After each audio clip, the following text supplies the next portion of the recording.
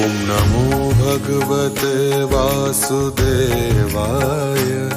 ॐ नमो भगवते वासुदेवाय। ॐ नमो भगवते वासुदेवाय। ॐ नमो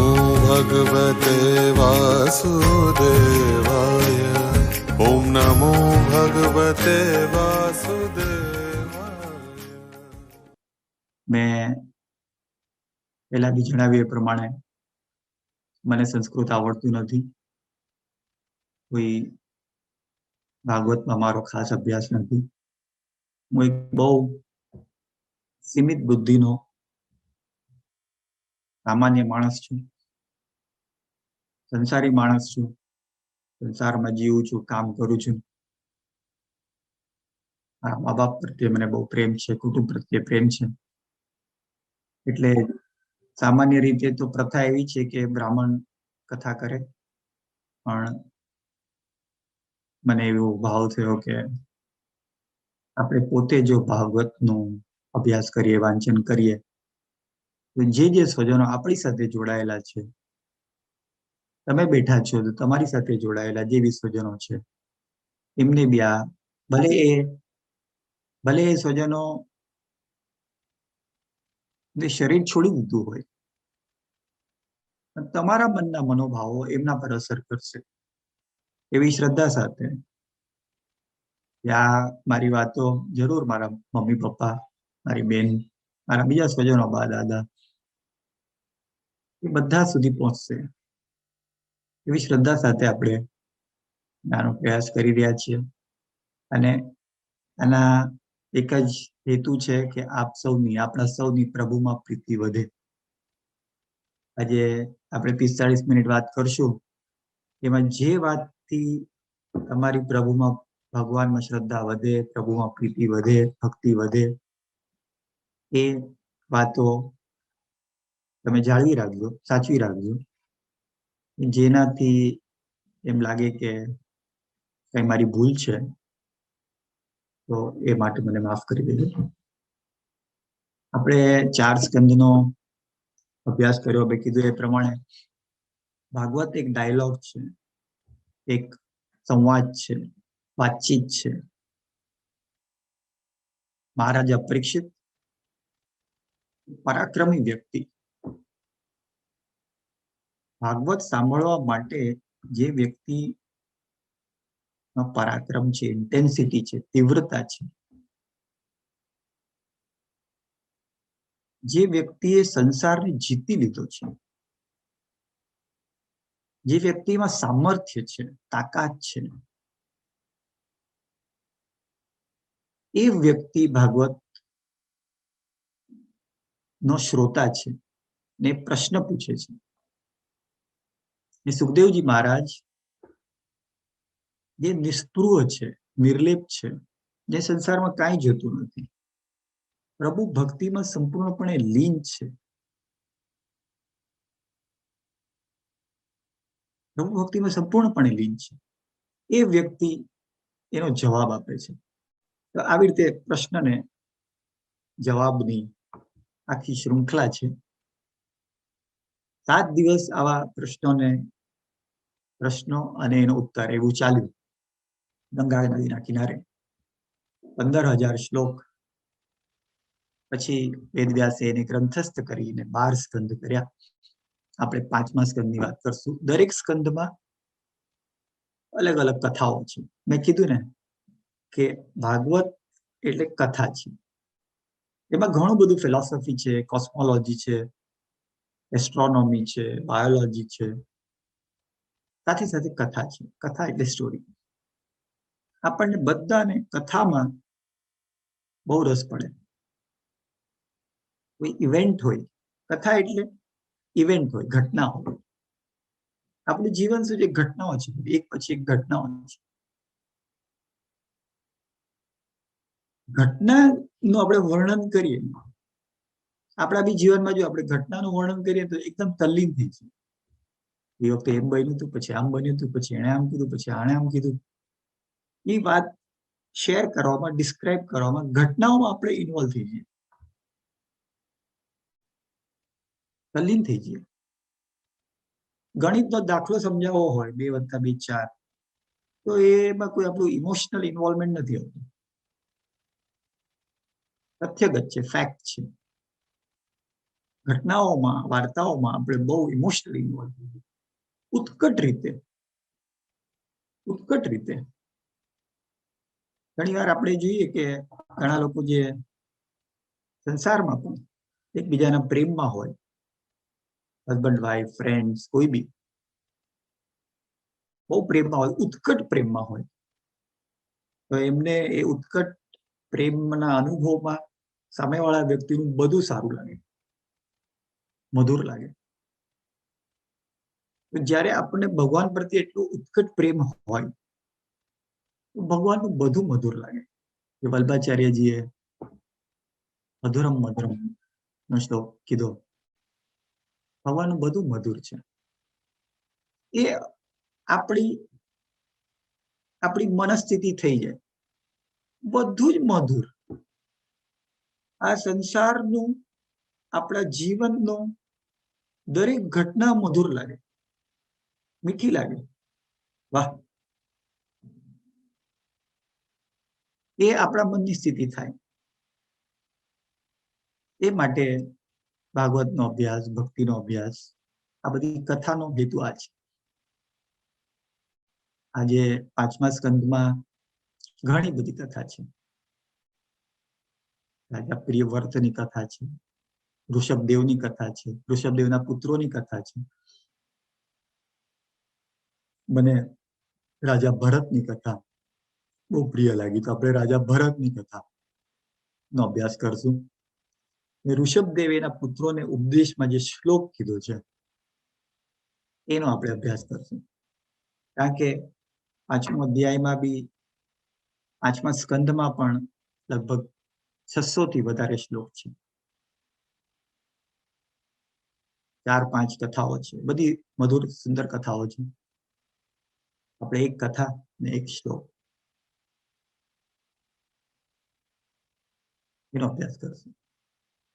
હવે આ જે રાજા ભરતની કથા ને ભરતના જે 3 જન્મ છે એની કથા કહીએ એ પહેલા એક વાત હું શેર કરું. આપણા સૌ પાસે, આપણને ખ્યાલ નથી, આપણને કદાચ અનુભવમાં નથી, આપણા સૌ પાસે સૌથી કિંમતી વસ્તુ, સૌથી કિંમતીમાં કિંમતી, મોંઘામાં મોંઘી, મૂલ્યવાનમાં મૂલ્યવાન વસ્તુ શું છે એનો વિચાર કરીએ. સૌથી મૂલ્યવાન વસ્તુ શું છે તમારી પાસે? જનરલી આપણે આપણી પોતે, આજે બીજું આ ભાગવતનો અભ્યાસ આપણે કરીએ છીએ એ આપણા જીવન સાથે આપણે જરા જોડવાનો છે. એ આપને સૌને વિનંતી. તો આપણને ભાગવત નો લાભ મળે કે આપણા જીવન સાથે ભાગવતને જોડી દઈએ, જોઈએ કે ભાગવત આપણા જીવનમાં ક્યાં અપ્લાય થાય છે, એને સૌથી વધુ લાભ મળશે. ગઈકાલે મેં કીધું કે પૃથ્વી આપણને મફત આપે છે. પૃથ્વી આપણને, મેં ગઈકાલનો અભ્યાસ કર્યો એ પેલા મને બી એક જાતનો એવું સ્વાભિમાન તો ખરું કે આપણે કોઈનું મફતનું લેતા નથી, ખાતા નથી. પૃથ્વી તો મફત જ આપે છે. પૃથ્વીને આપણે ક્યાં કઈ પૈસા આપ્યા? ખેડૂતને પૈસા આપે છે, એ તો લઈ આવે એના. કેરીનું ઝાડ વાવી દીધું, એમાંથી ઉતારીને લઈ આવે, ડિલિવરીના પૈસા છે. Amazon.com આઈટમના પૈસા આપવાના, કોઈ પણ આઈટમના પૈસા આપવાના, પણ ડિલિવરી ફ્રી. પ્રાઇમ મેમ્બર હોઈએ તો ડિલિવરી ફ્રી, આઈટમના પૈસા. ત્યારે પૃથ્વીમાં આઈટમ ફ્રી, ખાલી ડિલિવરીના પૈસા આપીએ આપણે. આઈટમ તો ફ્રી આપે છે, કેરી ફ્રી આપે, કેળા ફ્રી આપે, આપણે પૃથ્વીને ક્યાં કઈ આપીએ છીએ? પૃથ્વી મફતમાં આપે છે. આપણે મફતનું લીધું છે પૃથ્વી પાસેથી. ને જે મફતનું આપતા હોય એ નિર્ણય બી કરે નથી આપવું મારે. પૃથ્વી નિર્ણય બી કરી શકે, નથી આપવું મારે. કારણ કે આપણને પૃથ્વીની જરૂર છે. પૃથ્વીને આપણી ક્યાં જરૂર છે? 84 લાખ જીવો છે મા પૃથ્વી પાસે. 82,99,999 જીવો બરાબર શાંતિથી જીવે છે. આપણે ઉપદ્રવ કરતી હોય મનુષ્ય જાતિ, આપણને પૃથ્વીની જરૂર છે. તો આપણે પૃથ્વી પ્રત્યેનો આપણો ગ્રેટિટ્યુડ, આપણી કૃતજ્ઞતા કેવી રીતે વ્યક્ત કરી શકીએ? પેલી તો વસ્તુ કે જે પૃથ્વીમાંથી મળે છે, ફ્રૂટ્સ, વેજીટેબલ્સ ખાવાનું, એ ભાવ રાખીએ કે આપણને મફતમાં ગિફ્ટ પ્રસાદ મળ્યો છે. મારા પૈસાનું છે ને મેં જે કરવું એ કરું, ફેંકી દેવું તો ફેંકી દઉં, એ ભાવ રાખીએ આપણે. તો પૃથ્વીએ જે આપેલો પ્રસાદ છે એનો આપણે આભાર માનવામાં ચૂકી ગયા. ગિફ્ટ છે, પૃથ્વી આપેલી ગિફ્ટ છે. બધું ખાવાનું, બધી હર્બ્સ, બધી મેડિસિન પૃથ્વી આપેલી ગિફ્ટ છે. અને પૃથ્વી ને ભગવાને કીધું, વિષ્ણુ ભગવાને પૃથ્વી રાજા તરીકે, ભાઈ તમે આપો. ભલે લોકો, છોકરાઓ નથી, તોફાન કરે છે, મસ્તી કરે છે, કઈ ગ્રેટિટ્યુડ નથી, માયામાં ફસાઈ ગયા છે, પણ એ માં પૃથ્વી તમે આપો. એટલે પૃથ્વી આપ્યું. અને મમ્મી ગુસ્સે થઈ જાય, પછી પપ્પા કે ભાઈ જવા દે, માફ કરી દો, છોકરાને નાનું છે, સમજશે પછી. એટલે પૃથ્વી અને વિષ્ણુ ભગવાન એ પ્રત્યે આપણે ગ્રેટિટ્યુડ રાખીએ.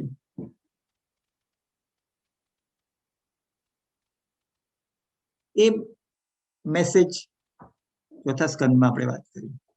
5મા સ્કંદની આજે વાત કરીએ. એટલે આપણે આપણા જીવન સાથે જો જોડી દેશું તો એનો આપણને લાભ મળશે. તો ભાગવતની કથાનો, ભાગવતકારની જે મહેનત છે એનો આપણને લાભ મળશે. તો આપણી પાસે સૌથી મૂલ્યવાન શું છે? અમારા સૌ પાસે જરા વિચાર કરીએ.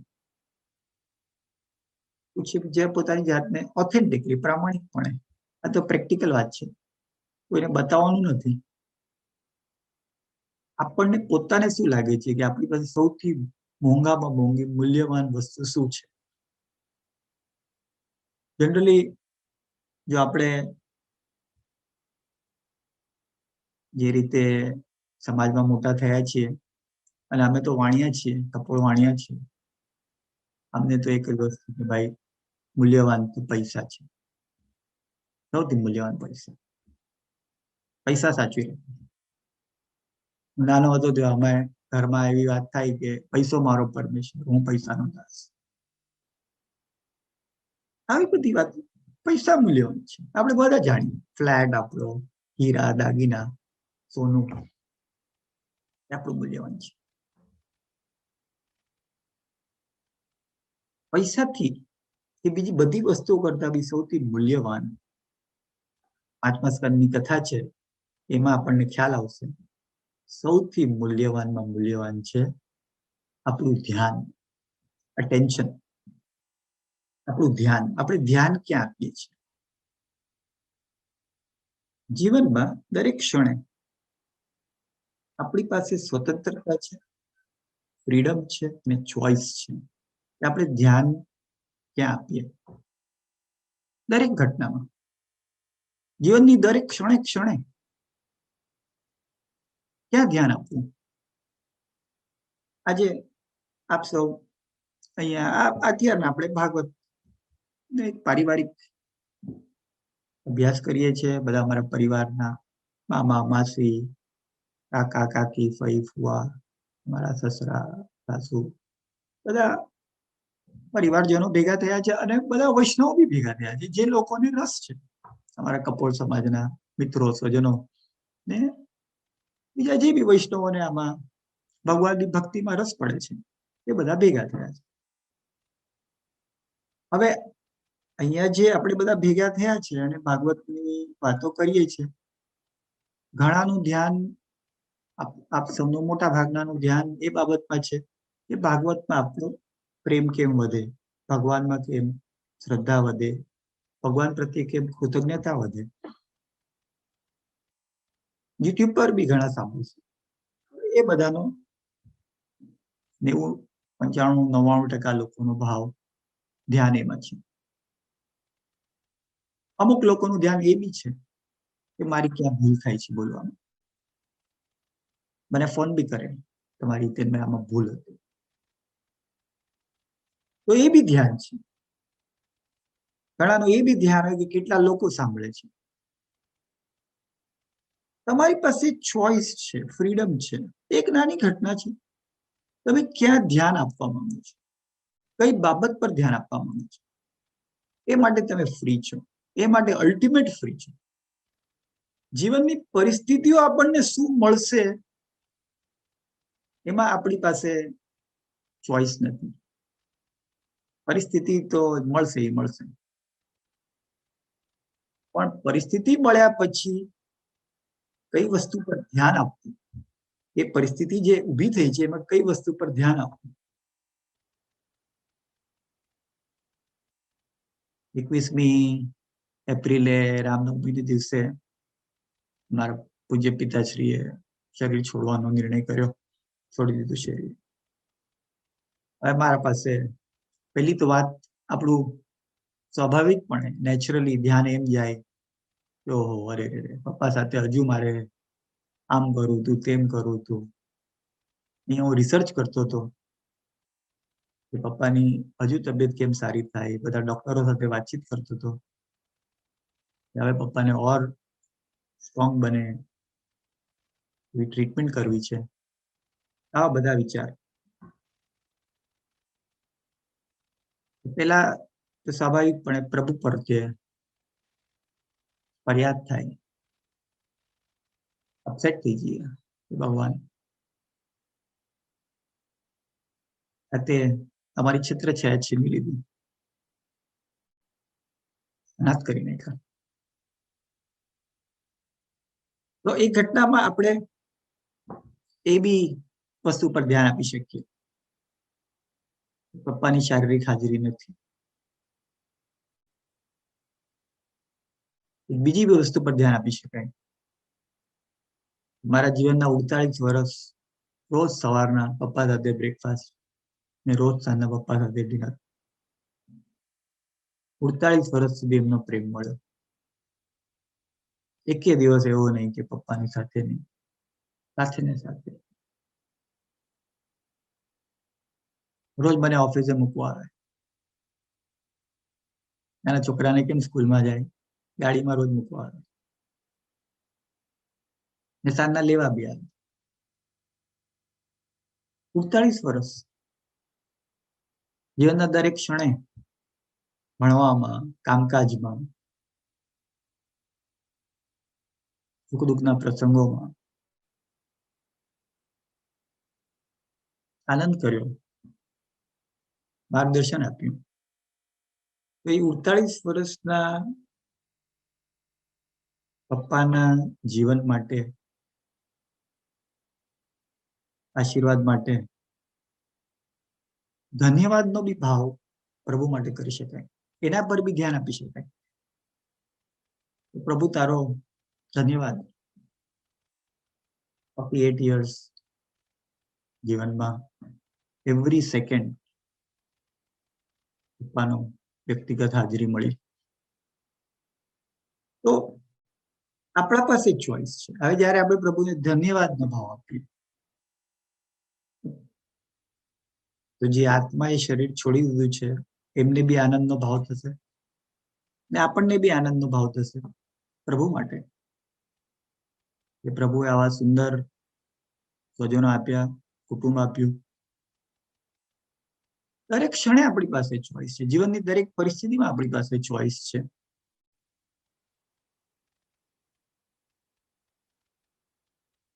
એ શેની પર ધ્યાન આપવું, જેના પર ધ્યાન આપશું એનાથી જીવનનો, આ જીવનનો અનુભવ ઉભો થશે અને આ પછીના જીવનનો પણ અનુભવ ઉભો થશે. એટલે ધ્યાન એ સૌથી મૂલ્યવાન વસ્તુ છે.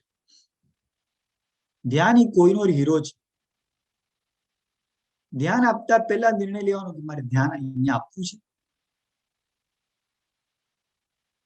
કોઈ હું તો ભાઈ બધાને રિક્વેસ્ટ કરું, ઘણી વાર કોઈ વાતો એવી કરે આડી અવળી, કોઈને ટીકાની વાતો, કોઈ ડિસએમ્પાવર થાય એવી વાતો હું એમ ના, મને નહીં કહો, મારે ધ્યાન જ નથી આપવું. આપણે જો એ બાબતમાં ધ્યાન આપ, મારા પપ્પાની બી એક વાત એવી, કોઈના ઝઘડામાં, કોઈના વિવાદમાં ધ્યાન જ નહીં આપવાનું, દૂર રહેવાનું. શ્રેષ્ઠ બાબત પર ધ્યાન આપીએ. પણ આપણે જે બાબતમાં ધ્યાન આપશું, આપણે જે બાબતોમાં ધ્યાન આપશું, એનાથી આપણને જીવનનો અનુભવ મળશે. તો મહારાજા ભરતની વાર્તા છે. એટલે એક વસ્તુ ખાલી બેકગ્રાઉન્ડમાં રાખશું કે આપણે ધ્યાન આપણું કોઈનું હીરો છે. આપણે મોટા જ્વેલરની દુકાનમાંથી જ્યારે કોઈ મોંઘી વસ્તુ લઈએ, એનું જે હીરા મૂકવાનું જે પેકેટ આવે ને, બોક્સ આવે, એ બી બહુ મોંઘું હોય, બહુ કિંમતી બોક્સ હોય. આપણને ભેળ કાગળમાં, 5 રૂપિયાની ભેળ કાગળમાં આપી દે, 5 કરોડનો હીરો કાગળમાં આપી દે. હીરો મૂકવા માટેની જગ્યા બી બહુ મોંઘી હોય. એમ આપણું ધ્યાન એ કોઈનું હીરો છે, એ મૂકવા માટે એ કાગળમાં નથી મૂકવાનું, એ ફક્ત શ્રેષ્ઠ બાબતોમાં જ આપણે આપીએ, શ્રેષ્ઠ બાબતોમાં જ ધ્યાન આપીએ. એવો 5મા સ્કંદના આ કિંગ ભરત, રાજા ભરતની વાર્તાનો ભાવ છે. વાર્તા કથા આપણે સમજીએ કે રાજા ભરત, બહુ સુંદર વર્ણન છે ભાગવતકારે, એક એક જે વર્ણન કર્યું છે, સુંદર વર્ણન છે. જે ડિટેલમાં જેને રસ હોય, રાજા ભરત બહુ મહાપરાક્રમ, પ્રજાવત્સલ સમ્રાટ હતા. એમના પરથી આપણા ભારત દેશનું નામ ભારત થયું. મહાપરાક્રમ, અને સાથે સાથે સામર્થ્યવાન વ્યક્તિ, પરાક્રમી વ્યક્તિ, સાથે સાથે પ્રભુમાં તલ્લીન. તો એ રીતે એમનું જીવન ચાલતું હતું. પરિવાર સાથે રહેતા હતા, બાળકો સાથે, પત્ની સાથે, બધા સાથે રહેતા હતા. પછી એમને થયું કે હવે મારે બાકીનું જીવન મારે પ્રભુમય લાવવું છે. ઘણા લોકો એમ વિચાર કરે કે એક લિમિટ આવી ગઈ, હવે મારે બાકીનું બધું જીવન પ્રભુ માટે ગાળવું છે, પ્રભુમાં તન્મય થઈ જવું છે, પ્રભુમાં તલ્લીન થઈ જવું છે, પ્રભુની વાતો સાંભળવી છે, કરવી છે. આપ સૌ વૈષ્ણવો જે આવ્યા છો, આપની પાસે 1000 કામ છે, કેટલા બધા કામો છે, પણ તમે નિર્ણય કર્યો પ્રભુની વાતો સાંભળવી છે, પ્રભુની વાતો કરવી છે. એ રીતે રાજા ભરતે બી નિર્ણય કર્યો, હું જંગલમાં જાઉં છું, નદીના કિનારે, અત્યારનું જે નેપાળ છે ત્યાં નદીના કિનારે પોતે પ્રભુમાં તલ્લીન થઈ ગયા, ભજન કરવા માંડ્યા, આ બધા શાસ્ત્રોનો અભ્યાસ કરવા માંડ્યા. બહુ સુંદરતાથી એમના જીવનની, પ્રભુમય જીવનની, પ્રભુમય જીવન ચાલતું, સાધના ચાલતી. હવે ખાસ આ કથા ભાગવતકારે કરી છે એટલા માટે કે આપણે બી બધા સાવચેત થઈ જઈએ કે પ્રભુમય જીવન હશે. ડોંગરેજ મહારાજ તો એમ બી લખે છે કે માયા છે ને, માયા એ તમને પ્રભુમાં સ્થિર નહીં થવા દે. કોઈ વાર એવો મન બી થઈ જાય, ભાવ બી થઈ જાય કે આપણે પ્રભુમય, પ્રભુનો ધન્યવાદમાં જ જીવન જીવવું છે. દરેક ઘટનામાં પ્રભુનો ધન્યવાદ, દરેક ઘટનામાં પ્રભુનો ધન્યવાદ, એવી રીતે મારે જીવન જીવવું છે, એવો આપણે નિર્ણય બી કરીએ. પણ માયા આપણને આપણા એ નિર્ણયમાંથી હલાવી દેશે. તો મહારાજ ભરત એકવાર ભગવાનની નદીના કિનારે પૂજા કરતા હતા, અને એક હરણી પ્રેગ્નન્ટ, બચ્ચું થવાનું હતું. એ નદીના એક કિનારા પર હતી અને સિંહ મિત્રાળ આવી. કે સિંહ હરણને પકડવા માટે ત્રાળ નાખી. એટલે હરણીએ ડરમાં ને ડરમાં નદીનો જે આટલો મોટો પટ હતો એની માટે કૂદકો માર્યો. કૂદકો મારતી વખતે એનું બાળક, હરણીનું બાળક એ નદીમાં પડી ગયું. નદીમાં પડી ગયું નવું જન્મેલું બાળક. અને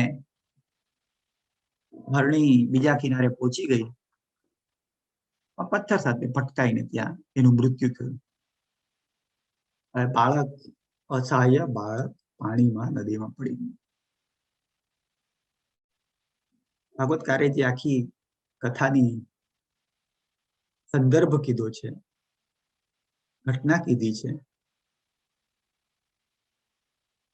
એ જ સાંભળીએ આપણે એટલે આપણને કોઈ પણ વ્યક્તિને નેચરલ, રાજા ભરત તો પ્રભુમય જીવન જીવતા હતા, એમને તો તરત થયું કે મારે આ હરણીના બાળકને બચાવી લીધું. નદીમાંથી બચાવી લીધું, બહાર લાવ્યા, પોતાની ઝૂંપડીમાં લઈ આવ્યા. આપણે જુઓ, વાત્સલ્ય જે છે ને, આપણું પ્રેમ છે, જનરલી ઘણી વાર આપણા બાળકો થઈ જાય પછી ગ્રાન્ડ ચિલ્ડ્રન ને બી લગ્ન કરવા છે, ગ્રાન્ડ ચિલ્ડ્રન ને બી મોટા કરવા છે, એવા બધામાં આપણું સમય ને ધ્યાન વયું જાય છે. એટલે ભરત રાજા આખું સંસાર છોડી દે આવ્યા. હવે આ હરણીનું બચ્ચું એ તો હવે તો સેફ થઈ ગયું. હવે તો એને જંગલમાં છોડી દો તો બીજા બચ્ચાની જેમ એ પોતાનું જીવન નિર્વાહ કરશે. પણ રાજા ભરતનું હરણીના બચ્ચામાં બહુ સ્નેહ આવી ગયો.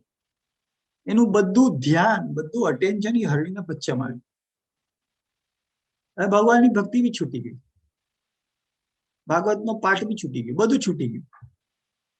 હવે ફક્ત હરણીનું બચ્ચું, એને કેવી રીતે બધું ખાવાનું લઈ આવવું, એની સારવાર કરવી, એની સારવાર કરવી, એની સંભાળ કરવી, એમના ચિત્તમાં ફક્ત હરણીના બચ્ચાનું ધ્યાન થવા માંડ્યું. બધું ભૂલી ગયા. આવું આપણા જીવનમાં થાય છે. અને એમને આવું જયારે થાય છે, આપણને એમ લાગે નહીં, હું તો પરોપકારની ભાવના છે, પરોપકાર નહીં, દુનિયાનું ભલું કરીએ છીએ. પેલા જ સ્કંદમાં ભાગવતકારે કીધું, જે કામથી ભગવાનથી દૂર થઈ જઈએ એ કામ પાપ. હરણીના બચ્ચાને તમે બચાવી લીધું, સારવાર કરી, એની સંભાળ કરી, હવે જંગલમાં મુક્ત કરી દો. આપણે જેની સારવાર કરીએ છીએ, સંભાળ કરીએ છીએ, જેનો ઉછેર કરીએ છીએ, એ બાળક હોય કે હરણ હોય, એને મુક્ત કરી દેવાના. સમય આવે એટલે મુક્ત કરી દેવાના. આપણને થાય કે હવે અટેચ થઈ ગઈ, કે હવે મારી જ સંભાળ રાખવી છે, મારાથી કોઈ રાખી જ ન શકે. તો હરણીમાં અટેચ થઈ ગઈ. આટલા મહાન ચક્રવર્તી રાજા, પછી એક દિવસ હરણીનું બચ્ચું આવ્યું નહીં, એ તો જંગલમાં ફર્યા કરે, પાછું ન આવ્યું ઝૂંપડીમાં. હરણીનું બચ્ચું તો જંગલ જ ગમે એમને. આપણે નાના બાળકો હોય, આપણે માતા પિતા હોઈએ તો દરેક વાતમાં આપણને પૂછે, પછી મોટા થઈ જાય તો એની રીતે ફરે મિત્રોમાં, એમનું જીવન જીવે. એ હરણીનું બચ્ચું પાછું ના આવ્યું ઝૂંપડીમાં. હવે મહારાજા ભરત, કારણ કે અટેચ છે, વિહવળ થઈ ગયા કે મારું બચ્ચું ક્યાં ગયું. એટલે એ જંગલમાં શોધવા માંડ્યા, એકદમ ચિત્તભ્રમ અવસ્થામાં. કે હરણીનું બચ્ચું ક્યાં છે, મેં આટલી સંભાળ રાખી. એવા બધા ડાયલોગ બી છે, એટલે કે સંવાદ બી છે, શ્લોક બી છે કે આ બચ્ચાની મેં આટલી સંભાળ રાખી છે, મારું બચ્ચું છે, મેં આટલું એનું ધ્યાન રાખ્યું છે, ક્યાં ગયું, ક્યાં ગયું, હે ભગવાન ક્યાં ગયું. એમ કરતા કરતા પડી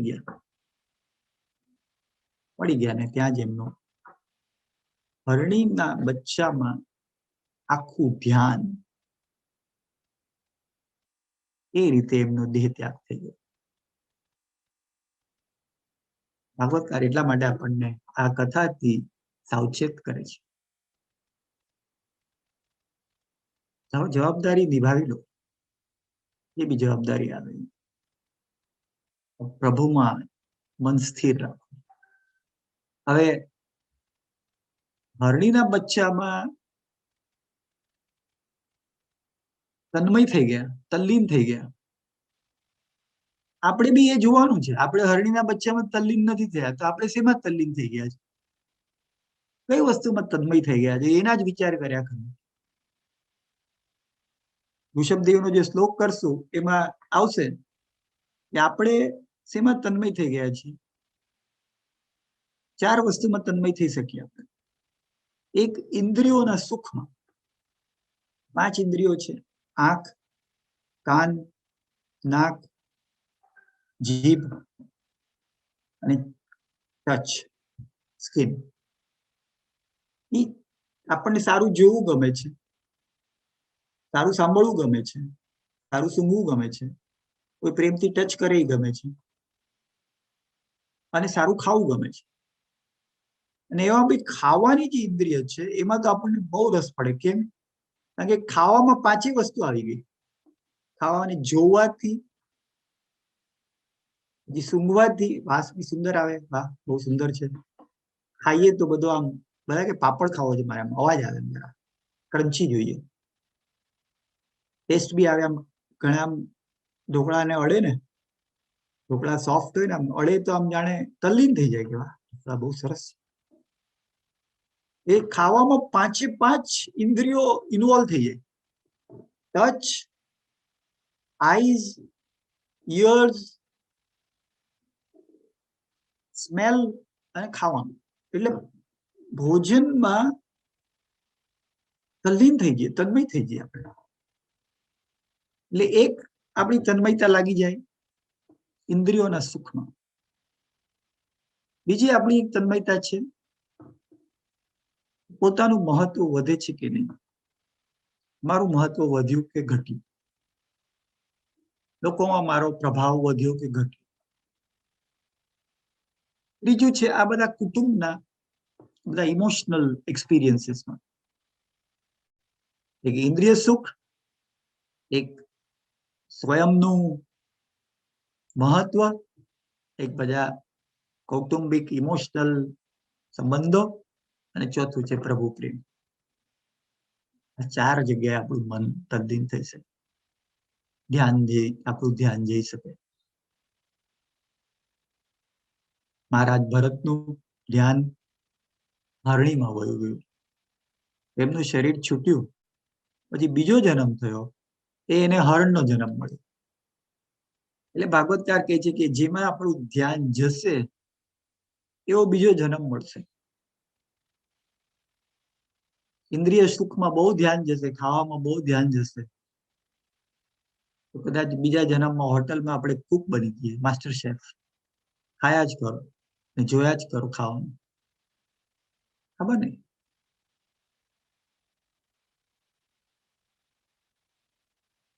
ઘણાને ફેમસ થવામાં રસ, એવા બધામાં તો તમે જેમાં તલ્લીન થશે એવું તમારો બીજો જન્મ. એટલે મહારાજ ભરતનો બીજો જન્મ થયો હરણ તરીકે. પણ પ્રભુની કૃપા એવી, કારણ કે આટલા પુણ્ય કર્યા હતા, આટલું પ્રભુ નામ કરેલું, હરણ તરીકે પણ એમને જન્મ્યા પછી પણ એમને યાદ રહ્યું કે હું પેલા આટલો રાજા ભરત આખું રાજ્ય છોડી દીધું ને હરણમાં ઇન્વોલ્વ થઈ ગયું. ઘણી વાર એવું થાય કે બહુ મોટા માણસ હોય ને એ બી એક નાની નાની બાબતમાં ઇન્વોલ્વ થઈ જાય, તલ્લીન થઈ જાય. એટલે એમાં આપણને એલર્ટ કરે છે. આપણે ભરતની ઉપર ઉપહાસ નથી કરવાનો, રાજા ભરત પર. આપણે પોતાના જીવનને જોવાનું છે. આપણે કઈ કઈ નાની નાની હરણ જેવી બાબતમાં વૈષ્ણવ થઈને પ્રભુ પ્રેમને છોડીને કઈ કઈ બાબતમાં આપણે ઇન્વોલ્વ થઈ ગયા, તલ્લીન થઈ ગયા, છોડી દો. તો એ હરણ બની ગયા, મહારાજ ભરત હરણ બની ગયા. પણ એમને ભગવાને એ કૃપા કરી કે એમને જાતિ સ્મરણ યાદ રહ્યું કે પોતે પહેલા આ રીતે મહાન સંન્યાસી હતા, રાજા હતા. એટલે એમણે પછી પાછું ભગવાનનું નામ હરણ તરીકે પણ સ્મરણ કરવા માંડ્યા. અને પછી એ હરણ તરીકે એમનો દેહ ત્યાગ થયો. પછી એમનો છેલ્લો જન્મ થયો જળ ભરત તરીકે, બ્રાહ્મણ તરીકે. એટલે 3 જન્મની વાત છે. એક રાજા ભરત, એક હરણ, અને ત્રીજા બ્રાહ્મણ ભરત, જળ ભરત. હવે જળ ભરત તરીકે જન્મ્યા ત્યારે એ પૂર્ણ જ્ઞાની રૂપે જન્મ્યા, પૂર્ણ જ્ઞાની, પ્રભુ પ્રેમમાં લીન. ઘણા જે હોય ને બહુ મહાન જ્ઞાની હોય, બહુ સિદ્ધ વ્યક્તિ હોય, પણ એ કઈ બોલે નહીં, ચૂપ રહે. લોકોને ખબર બી ન પડે, લોકોને લાગે આ સામાન્ય માણસ છે, એનામાં કઈ બુદ્ધિ. જળ ભરત છે, એ કઈ બોલે જ નહીં. બ્રાહ્મણ હતા, એને શ્લોકો શીખવાડે એના પિતાશ્રી, એના કુટુંબીજનો, પણ કઈ બોલે જ નહીં, સાવ મૌન. એ ભગવાન જેમ રાખે એમ રાખ, કોઈને કઈ કહેવાનું જ નહીં. ઘણા એ જીવનમાં એવો નિયમ લીધો કે મારે કોઈને કઈ સલાહ આપવી નથી, હું ભલો, મારા ભગવાન ભલો. જળ ભરત એ રીતે રહેતા હતા. એકવાર ભીલ પ્રજા, ત્યાંની ભીલ પ્રજા, એમને એમના રાજાને દીકરો આવ્યો, તો એમને નર બલિ આપવો હતો, કોઈનો વધ કરવો હતો, માતાને, દેવી માતાને. એમણે જળ ભરતને જોયા કે આ તો બહુ અલમસ્ત છે, પહેલવાન છે, આને આપણે બલિ આપી દઈએ. એ પકડીને લઈ આવ્યા કે ચાલો. જળ ભરત કે ચાલો, ત્યાં ભગવાન લઈ જઈએ ત્યાં ચાલો, ભગવાન જ્યાં લઈ જાય ત્યાં હું આવવા તૈયાર છું. ભીલ બી બધા આશ્ચર્ય પામ્યા, કારણ કે ડર નથી. ડોંગરાજ મહારાજ કહે છે કે લખે છે, વૈષ્ણવોને ડર નહીં, ક્યાં ભગવાન લઈ જાય છે, જે ભગવાન કરશે એટલી ભગવાનમાં શ્રદ્ધા. એવી જળ ભરત જેવી મનસ્થિતિ આવી જાય. જે ભગવાન કરે, જે ભગવાન રાખે. જળ ભરતને દેવીની સામે બેસાડ્યા, તલવારો તૈયાર થઈ ગઈ, હવે એનો વધ કરશે. જળ ભરત એક ક્ષણે પણ પ્રભુ પ્રેમમાં લીન, પ્રભુ ભક્તિમાં લીન. ભીલ લોકો બી આશ્ચર્ય પામ્યા કે આનો હમણાં અમુક સમય પછી આનો વધ કરવામાં આવશે, આનું જાન જશે. પ્રભુ પ્રેમમાં લીન, કોઈ દુઃખ નથી, મારા કોઈ વાંક વગર મારો જાન જશે, કોઈ દુઃખ નથી. સ્વીકાર. જે પ્રભુના પ્રેમમાં દીવાના થઈ ગયા છે, પ્રભુ પર જેની શ્રદ્ધા છે, એના જીવનમાં પરમ સ્વીકાર. જે ભગવાન આપે બધું સ્વીકાર. પછી દેવી માતા પ્રગટ છે કે આ પરમ વૈષ્ણવ, પરમ ભક્તને આ ભીલ લોકો વગર જોઈતો મારે છે. એટલે પ્રગટ થયા ને બધા ભીલોનો નાશ કરી નાખ્યો, રાજાને બી મારી, ભક્ત જળ ભરતને મુક્ત કરી દીધા. તો જળ ભરત કઈ એમાં બી કોઈ ઉન્માદમાં આવીને નાચવા નથી. ઠીક છે, જેવી પ્રભુની ઈચ્છા, હવે છોડી દીધો મને. પછી એ કઈ બોલે નહીં, કોઈને કઈ વાત કહે નહીં. પછી એ જંગલમાં જતા હતા. એ વખતે રહુગુણ રાજા, કપિલ મુનિ આગળ, પેલાનો એક જમાનો હતો કે જ્યારે આત્મજ્ઞાનની વાત સાંભળવા, ભગવતની વાત સાંભળવા, કલ્યાણની વાત સાંભળવા રાજા પોતે ચાલીને સામેથી ઋષિઓના આશ્રમમાં જતા હતા જ્ઞાન મેળવવા. રહુગુણ રાજા પોતે જતા હતા પાલખીમાં બેસીને. એ લોકોને એક માણસ હજુ જોતો તો જે જરા જાડો હોય કે જે પાલખી બરાબર ઉપાડી શકે, એમને આ જળભરત જોયા જંગલમાં. એમને કીધું ચલો તમે આ ચલો રાજાની પાલખી ઉપર. જળભરત કે ચાલો. ઘણા બહુ સરળચિત વ્યક્તિ હોય, સહજ વ્યક્તિ હોય, પ્રભુમાં માનનારા હોય, એ બધી વાતમાં સ્વીકાર કરે. લોકો ઘણીવાર એમની મસ્કરી બી કરતા હોય, પણ એ સહજ ચિત્ત હોય કે ચાલો તમે કહો એમ.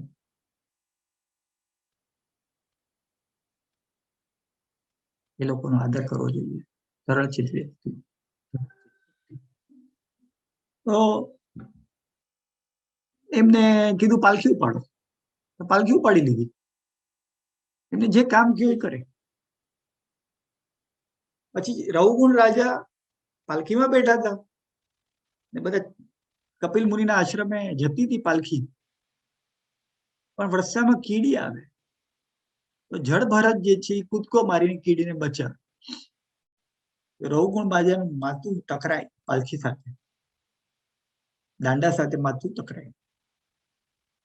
મારે ઘડીએ કે કોણ આવી રીતે ચલાવે છે પાલખી? પછી બાકીના 3 સેવકો હતા કીધું અમે તો બરોબર ચલાવીએ છીએ, આ જે નવો છે ને એ કઈ પાગલ જેવો લાગે છે, વારે ઘડી કૂદકા મારે છે. એટલે રઘુકુળ રાજાએ પાલખી અટકાવી. અને પછી રઘુકુળ રાજા અને જળભરત વચ્ચેનો બહુ મહાન સુંદર સંવાદ છે. રઘુકુળ રાજા પાલખીમાંથી ઉતરી ને જળભરતને વોર્નિંગ આપે છે કે હું રાજા છું, કેવી રીતે ચાલે છે આવી રીતે? આ કેવી રીતે ચાલે છે? તું મને વાગે છે અને હું તને સજા કરીશ, તને દંડ કરીશ. તારું આટલું શરીર મોટું છે, તારી બુદ્ધિ બી જાડી છે, તને હું દંડ કરીશ, સજા કરીશ.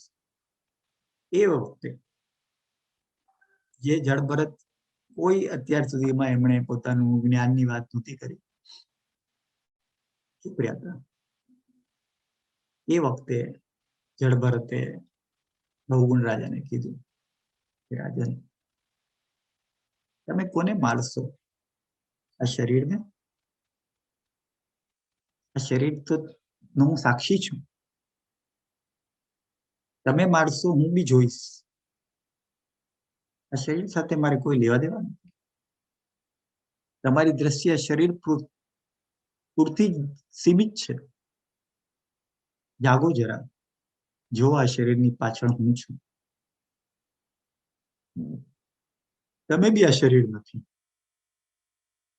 આ રાજા, આ સેવક, આ બધા સ્વપ્નના માનસિક ખેલ છે. તો રઘુકુળ રાજા અને જળભરત વચ્ચેનો સંવાદ છે. અને ત્યારે રઘુકુળ રાજાને ખ્યાલ આવે છે કે જેને હું જળભરત ગણું છું એ તો મહાન જ્ઞાની છે. એના શરણમાં પોતે સ્થાન લે છે કે જે તમે જ મને જ્ઞાન આપો. આ રીતે મહારાજા ભરતની બહુ સુંદર કથા છે. એ કથામાં મેં કીધું એ પ્રમાણે કે મહારાજ ભરત ત્યાં ધ્યાન આપ્યું, એનાથી એમના જીવનની ગતિ થઈ. આપણે એક લિસ્ટ બનાવવાનું કે મેં ક્યાં ક્યાં જીવનમાં ધ્યાન આપ્યું છે. કોઈની સામે ફરિયાદમાં ધ્યાન આપ્યું છે, કોઈને પ્રભુ સામે ફરિયાદમાં ધ્યાન આપ્યું છે, જીવનના સંજોગો, જીવનના લોકોને અસ્વીકાર કરવામાં ધ્યાન આપ્યું છે. બધાનો સ્વીકાર કર્યો. ગ્રેટિટ્યુડ પર ધ્યાન આપ્યું, કૃતજ્ઞતા પર ધ્યાન આપ્યું, પ્રભુના પ્રેમ પર ધ્યાન આપ્યું, પ્રભુના પ્રેમના અનુભવ પર ધ્યાન આપ્યું. તો આપણા જીવનની ગતિ આ જન્મમાં અને પછી પણ સદગતિ સંભવ છે. હવે એક આપણે આજની એક કથા આપણે અભ્યાસ કર્યો, એક શ્લોકનો અભ્યાસ કરશું અને એ છે 5મા અધ્યાયનો ઋષભદેવ. ઋષભદેવની એવી બહુ સુંદર કથા છે. 5મા અધ્યાયના 5મા ચેપ્ટરનો પહેલો શ્લોક. નાયમ દેહો દેહ ભાંજા નૃલોકે કષ્ટાન કષ્ટાન કામાહર્તે વિભુજાયે તપોદ્વિવ્યમ પુત્રકાયેન સત્વમ શુદ્ધે વ્યાસ્માદ સૌખ્યમ ત્વનતન. ભગવાન ઋષભદેવ શું કે છે, એના દીકરાઓને કે છે કે આ સૃષ્ટિમાં અનેક જીવાત્માઓએ અલગ અલગ શરીર ધારણ કર્યા છે. અનેક જીવાત્માઓએ અલગ અલગ શરીર ધારણ કર્યા છે. ગાય છે, ભેંસ છે, હાથી છે, ઘોડા છે, બધાએ અલગ અલગ શરીર ધારણ કર્યા છે.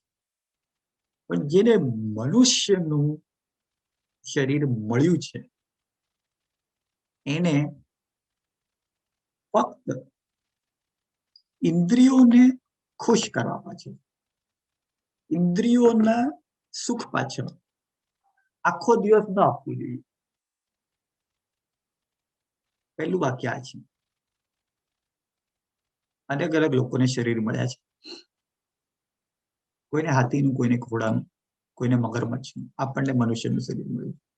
તો મનુષ્યનું શરીર મળ્યું તો એ વખતે ફક્ત ઇન્દ્રિયોનું સુખ, આ 5 ઇન્દ્રિયોનું સુખ, સારું જોવું છે, સારું સાંભળવું છે, સારું મ્યુઝિક સોંગ સાંભળવા છે, સારું ખાવું છે, સારું સૂંઘવું છે, અને સારો પ્રેમનો, વાત્સલ્યનો, બધાની સાથે આપણને સ્પર્શનો અનુભવ કરવો છે.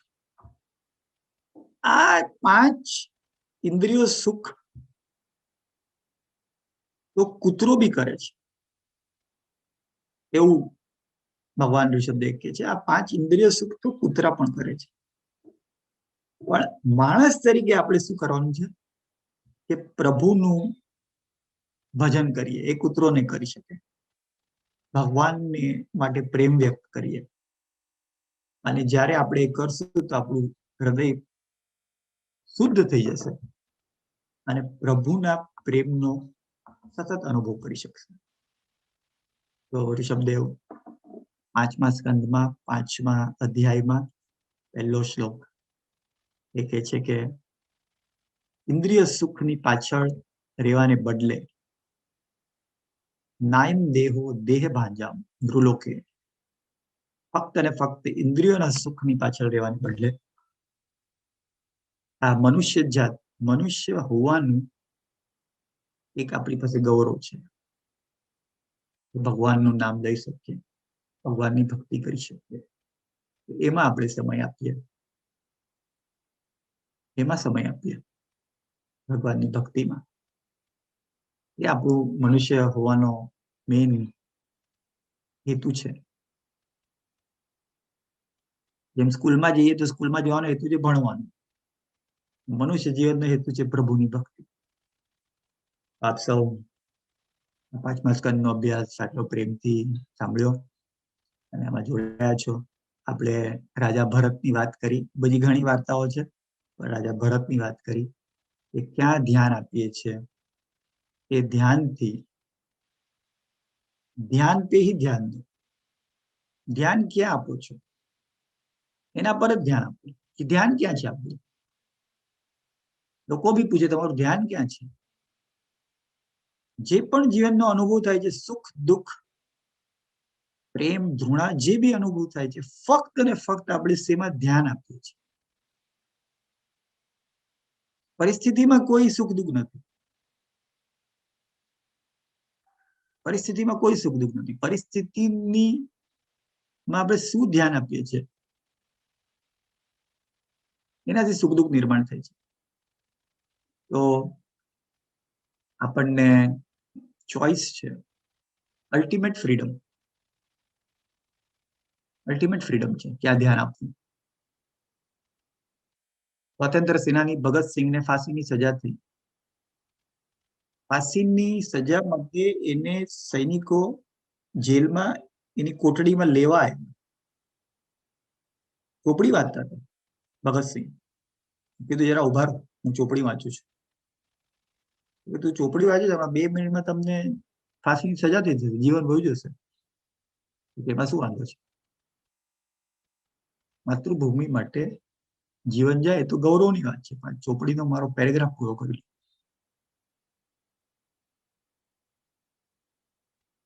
એમનું ધ્યાન એ છે કે માતૃભૂમિ માટે હું ધ્યાન આપી રહ્યો છું, ગૌરવનો અનુભવ છે.